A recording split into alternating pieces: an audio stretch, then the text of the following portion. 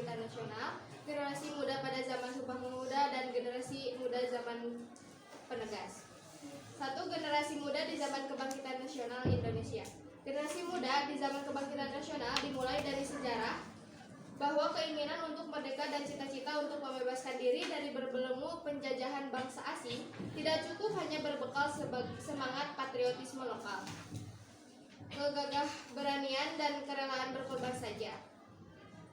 Indonesia merdeka harus dicapai melalui pergerakan kebangsaan Indonesia.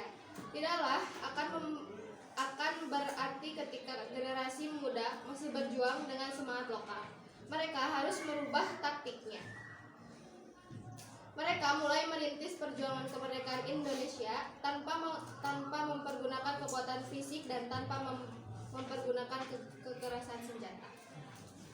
2. Generasi muda pada zaman Sumpah Pemuda. Penjajah berhasil menjajah bangsa kita beratus-ratus tahun lamanya karena kita merupakan senjata yang ampuh, yaitu persatuan dan kesatuan bangsa. Kelalaian ini dimanfaatkan oleh penjajah, khususnya Belanda, untuk mengadakan politik memecah belah. Oleh penjajah, khususnya Belanda, untuk memecah belah. Akibatnya, bangsa kita menjadi bercerai-berai seperti sapu lidi yang hilang pengikatnya, menjadi bangsa yang lemah dan mudah dikuasai. Kesadaran akan perlunya persatuan inilah yang mendorong para pemuda Indonesia mencetuskan Sumpah Pemuda. Dengan kata lain, pada tanggal 28 Oktober 1928, para pemuda berhasil menciptakan sebuah senjata, Trisula, yakni sebilah tombak bermata tiga, yaitu satu nusa, satu bangsa, dan satu bahasa. Itulah senjata Trisula yang dilahirkan oleh Sumpah Pemuda.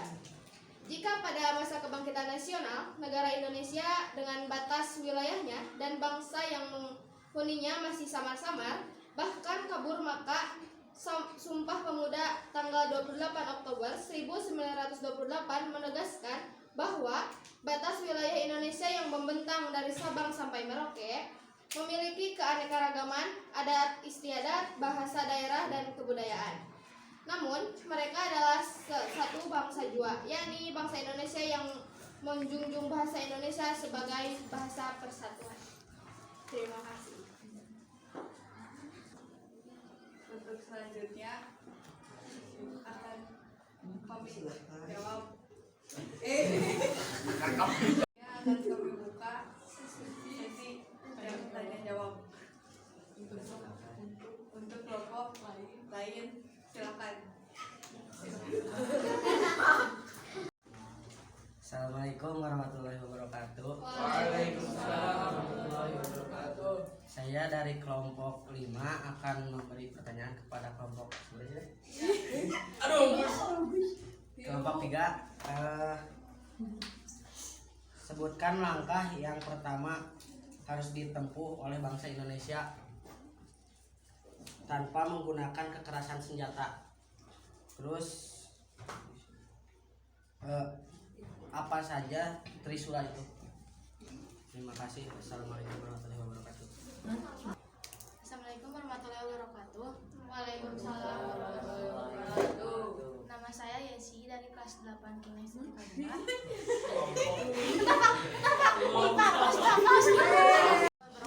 Waalaikumsalam. Nama saya Yesi dari kelompok 6 ingin menanyakan pertanyaan kepada kelompok 3. Apa senjata yang ampuh untuk mengalahkan penjajahan? Sekian, terima kasih dari saya. Pertanyaan pertama dari kelompok 5. Sebutkan langkah pertama bangsa Indonesia yang harus ditempuh tanpa menggunakan kekerasan senjata. Apa yang dimaksud dengan Trisula? Yang akan dijawab oleh Saudara Fatir.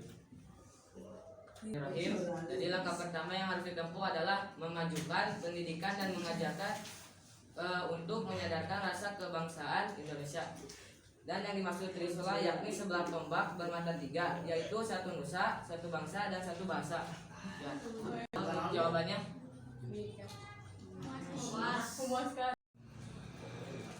Dan pertanyaan kedua dari kelompok 6. Apa senjata yang ampuh untuk mengalahkan penjajah? Ya. Jadi Jadi senjata yang ampuh itu yaitu persatuan dan kesatuan bangsa. Terima kasih. Bagaimana dengan jawabannya?